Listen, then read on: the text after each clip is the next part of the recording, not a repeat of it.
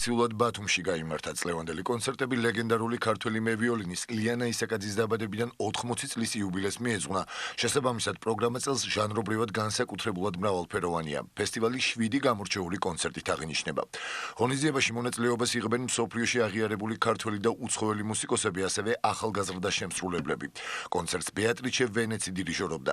ღონისძიებას საქართველოსა და აჭარის კულტურის სამინისტროების, ბორჯომის მერიის, თბილისის მერიისა და ბათუმის მერიის მხარდაჭერით იმართება. პირველად ვიმყოფები ბათუმში და ამ ულამაზეს თეატრში. ჩემთვის ძალიან დიდი პატივი იყო ქალბატონი ლიანა ისაკაძის 80 წლის იუბილისადმი მიძღვნილი კონცერტის დირიჟორობა. საოცარი პუბლიკა იყო და მოხარული ვარ, რომ ფესტივალის ფარგლებში ჩვენ კიდევ ერთხელ შევხვდებით თბილისში ერთმანეთს.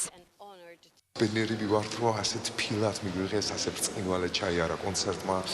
ეს სწორედ ის კონცერტი იყო, რომელიც ისე დავსვით, რომელშიც ისე დავსვით აქცენტები, რომ ეს 80 წლის თავის იუბილეა წელს, ლიანას იუბილეა და ისეთი ნაწარმოები შევასრულეთ, რომლებიც მის რეპერტუარში მარგალიტებს წარმოადგენდა, ეს გახსენების და შესაბამისი იყო შესანიშნავი მუსიკოსები, ჩვენი შესანიშნავი მაესტრო, ბეატრიჩე ვენეცი იტალია, ახალგაზრდა იუკი სერინო, მევიოლინე იტალია და იაპონია, რომელმაც შეასრულა დიდი წარმატებით რონდო კაპრიჩიოზო სენსანსის და მენდელსონის რემინორული კონცერტი, რომელსაც ლიანა ასე ხშირად აგრეთვე ფესტივალზეც ასრულებდა.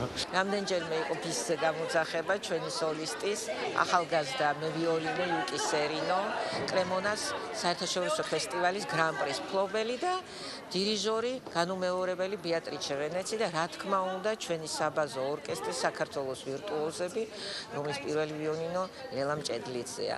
23-ში გველოდება კიდევ ერთხელ მუსიკის ზეიმი, ანდრეს გაბეტას საავტორო პროგრამა მარია ბუენოს-აირესიდან გადატვირთვა და 25-ში სპეციალურად ფესტივალისთვის შექმნილი მარიო სტეფანოს, პეტროდარკის მიერ და გლორია კამპანერის საავტორო პროგრამა ტანგო ოპერაციონე, რაც